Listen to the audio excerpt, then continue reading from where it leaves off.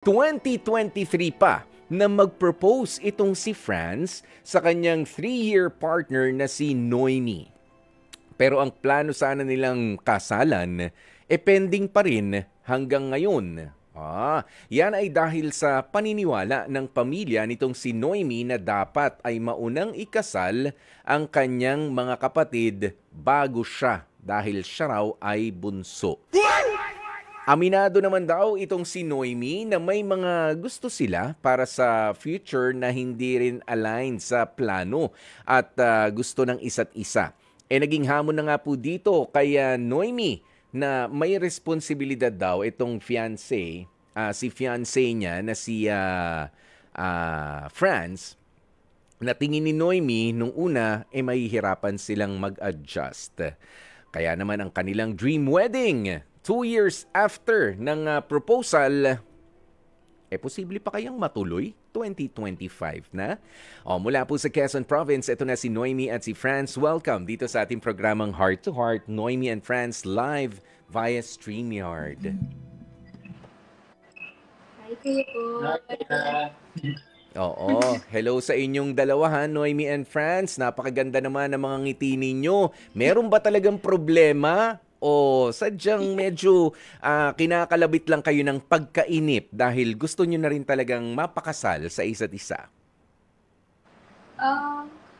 We're actually, nagdaan kami sa mga challenges, and now, currently, we're actually planning for the most awaited wedding. So, yun. So meron palang, alam mo, meron mga ganyan kasi mga kaugalian ng alam ko, no? Yung ibang mga matatanda, na dapat mauna muna yung mas matandang kapatid kaysa ron sa ano. Ang tanong ko muna, makikichismis lang kami ng konti, ha? In a relationship ba o mag-aasawa ba yung mga nakatatanda mong kapatid, Noemi? Yes, by that time, actually, we're actually 6. Tapos, pang-bunso ko, and at that time, since 2022, nag-start na yung kinakasal yung mga kapatid ko. And then they were lined up 2023, 2024, until 2025. So, medyo na siya, na-brief ko na in any case, so baka 2026 pa. So, are you still willing to wait? Ganyan. At ano naging sagot mo dyan, Franz? Siyempre naman, willing to wait naman. Hindi naman siya yung parang minamadali. So sabi ko nga sa kanya kung kailan talaga willing to wait naman ako. So ayun, think finally by next year. Noemi, doon sa kaugalian ng pamilya ninyo, syempre ito rin ba yung bawal yung sukob? Tama ba? Yes po, yes. Oo. Yes, parang hindi kami pwedeng magpakasal with the same year. So, in the same year, tapos hanggat hindi nakapag-anniversary, yun na una. Tama ba yun? Hindi naman. Kumbaga kapag nakaset na this year, so next year, kahit by January, so pwede na. Okay. Noemi, ano ba yung sinasabi ng mga matatanda tungkol dyan sa yung kaugalian? Anong pinapaalala nila sa inyo? Na naku, huwag kayo magmadali kasi ganito, masama. Ano ba yung mga kaugalian? Hindi ko kasi alam.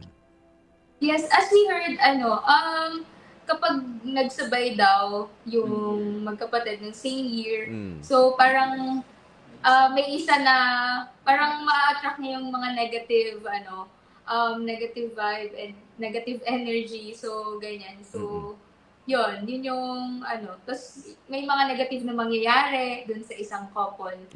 So yun. Okay, so may magkalaban. Ba't naman ganun? Paano kapag talagang kaasa-asawa na? Oo, love na po namin yung isa. O kaya, kasi di ba minsan may mga pangyayari na mangingibang bansa na yung asawa.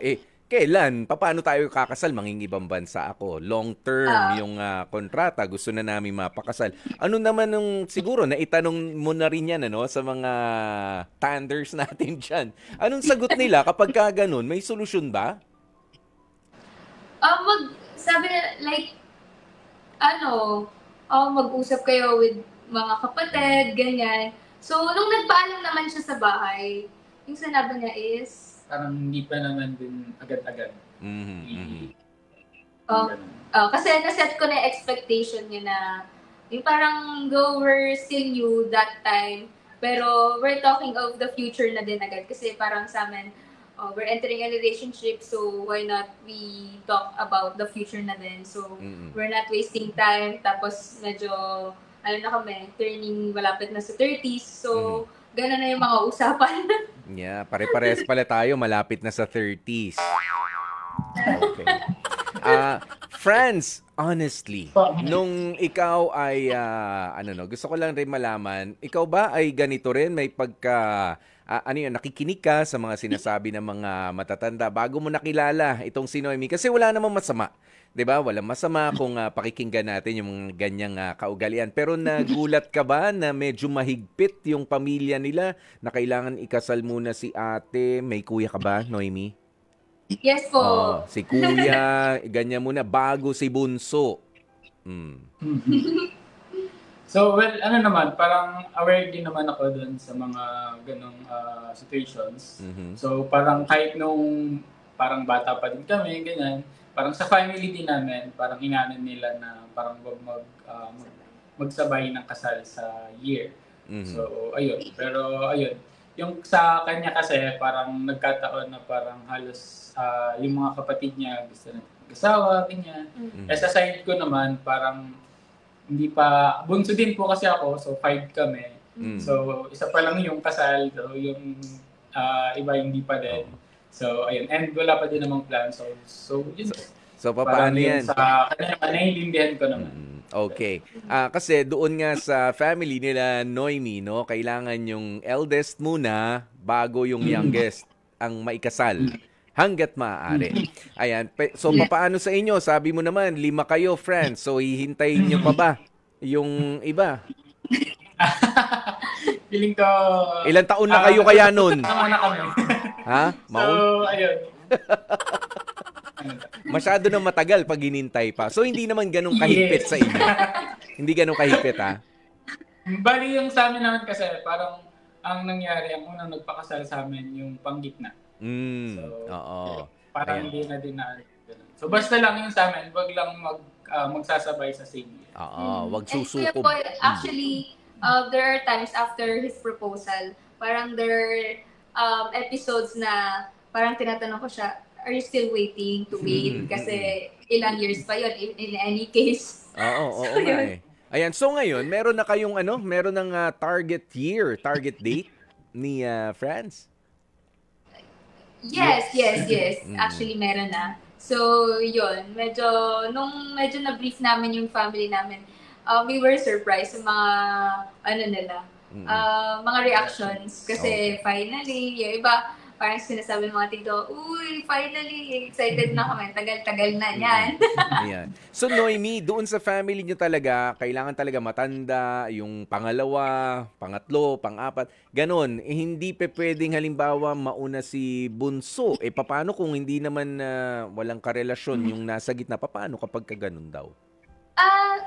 In that case, kasi, yung mga kapatid ko, since bunso ko, diba? So, but I'm turning 30. Yung mga kapatid ko kasi medyo late na sila initiate ng mga weddings and all sa kanila. So, kumbaga, intindihan na lang. Pero kung wala namang boyfriend or something, so, pwede namang mag-overtake. Pwede mag-overtake, okay.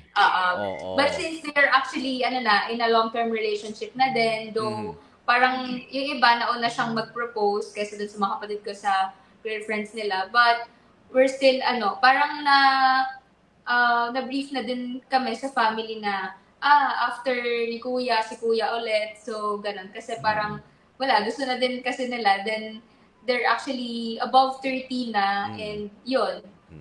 At kumusta naman ang naging preparation mo, France? Ibig sabihin, kung 2023 pa lang, nung nag-propose ka na, ready ka na nun. Nag-propose ka na di ba? Oo, sabihin na natin more than 50%, more than 70% ready ka na. I mean, spiritually, mentally, financially. So ngayon, nabigyan ka pa ng leeway. Kumusta ang preparation? Talaga bang lumampas na ba? 120% ready ka na ba? kung merong 200%, ready na. Wow! Ready na. Ready na. Okay. O, di ba? Kasi wala namang masama. Pero kasi para doon sa ibang mga nakikinig sa atin, hindi nila kinikilala. Yung mga kaugalian ng mga matatanda, nagiging problema pa. 'Di ba? Nagiging problema pa. Pero talaga hong isa po yan sa mga kailangan na i-develop ng mga gusto nang lumagay sa tahimik. Yung mahabang pasensya. O, ito nga nagyayaya pa lamang ng kasal itong si Franz sa kanyang kay Noemi. 'Di ba? Kasi yung iba kung mga tuwiran, Franz, sa totoo lang naman ay ano bang pakialam ko sa mga kapatid mo? Itong love story natin, ang bubuin natin. Tayo ang may hawak nito. Pero kasi kailangan mong respetuhin ang buong pamilya, 'di ba, ng mapapangasawa mo para magkaroon din kayo ng sound na relationship in the future. 'Di ba? Magiging magkakamag-anak kayo 'Di ba? Yung iba kasi kung mga tuwiran hindi ganyan. Ay, wala sa amin sukob-sukob, basta ako mag-aasawa ko next week. Ayusin ko 'yan. Kahit hindi pumunta yung mga kapatid mo, wala akong pakialam. 'Di ba? Sumama loob nila, wala akong pakialam. Pero dito pinapakita rin natin yung kahalagahan ng pagbibigayan, ng kahabaan ng pasensya. Well, not necessarily doon sa mga kaugalian. Syempre may mga, sabi mo nga kanina, ay na-adjust naman. Pwede naman pong umovertake. Wala namang pilitan. 'Di ba? Pero kailangan nangunguna ang respeto para sa isa't isa. So kayo, ano ba ang mga lessons na mga natutunan nyo naman sa paghihintay ninyo from 2023 hanggang ngayon, 2025 na? For me, it serves as first challenge ko na din sa kanya before entering another stage or another journey sa relationship namin. And then, ano pa ba? It gives us a lot of time to really think kung anong, alam mo yun, we focus on the good side na lang na, sige, makakapag-plan pa tayo ng maayos, masaset pa natin yung mga schedules, and in any case na may mga relatives kami sa ibang bansa, so masasabihin natin ng maaga. So, ayun. Tapos, we got a lot of time to prepare and to really think kung anong gusto namin, like yung mga theme, and other important wedding details. So, yun yung parang nakita kong good side niya for a long period of time. Friends. So, sa akin naman, parang mas nakilala pa namin yung isa't isa.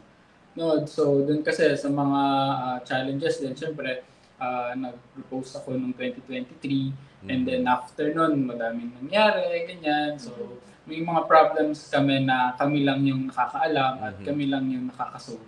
So, parang para sa akin, ako kasi bilang nonchalant na, kumbaga, laging tahimik lang, ganyan. Pero, pag kami dalawa na, so, ayun, mas nagiging okay, kumbaga, mas napag-uusapan namin. And, ayun, na-overcome namin yung mga challenges na pinagdaanan namin.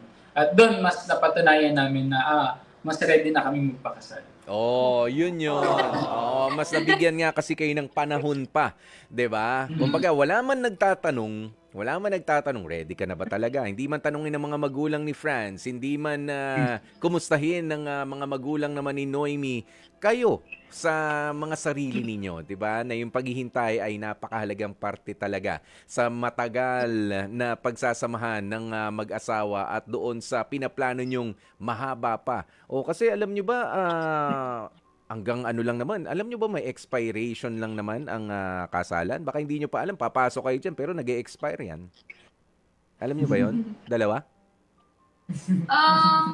Yun ba yung first year or something, or first years Huwag naman sa first year. wedding? Hindi, ang expiration ng kasalan o ng pag-iisang dibdib ay kapag ka nawala na yung isa. 'Di ba? Buong buhay nyong isa't isa yan. Yun ang expiration na sinasabi ko. At sana, 'di ba, ganun nga ang maging hanggang forever. Ninyong dalawa. 'Di ba? Matatapos ang marriage contract. Kaya kontrata 'yan. Hanggat buhay yung isa. So, buong buhay ang isi-share nyo na para sa isa't isa, Noemi and Franz. Oh, may mga bago na naman kayong kapilosopuhan natutunan sa akin kahit papano, di ba? Alam nyo kasi, nagsaklistan ako dati sa dami ng mga nakita ko mga ikinasal. Diba? Sa dami ng mga nakita kong ikinasal, sa dami ng mga ipinapaalala ng mga pare, yan naman din talaga, mga punchline na meron talagang bahid ng katotohanan. 'Di ba? Na hindi ka papasok dito dahil sa pogi siya eh. Ayan, hindi ka papasok dito dahil ay, kuya po, ang sexy kasi niya. Mawawala yung mga yan. No, pagka nagdalang tao ang babae, ang mga balakang na talagang patay na patay ka noon ay mawawala yan pansamantala. 'Di ba? Pero baka nga hindi na maibalik pa, pero yung pagmamahal, kailangan may lalim. Beyond doon sa ating mga itsurahan. Yung buhok ko, alam nyo ba ito? Bago ako kinasal, makapal to eh. Makapal to. Long hair ako dati. Ngayon, di na ako makapag-atimbag long hair eh. Di ba, friends? Nagkakaintindihan naman tayo bahagya. Pero alam nyo, feeling ko magiging successful talaga yung ano ninyo dahil marunong kayong maghintay. Maraming salamat, Noemi and Franz. Kaya naman ang inyong heart decision ay...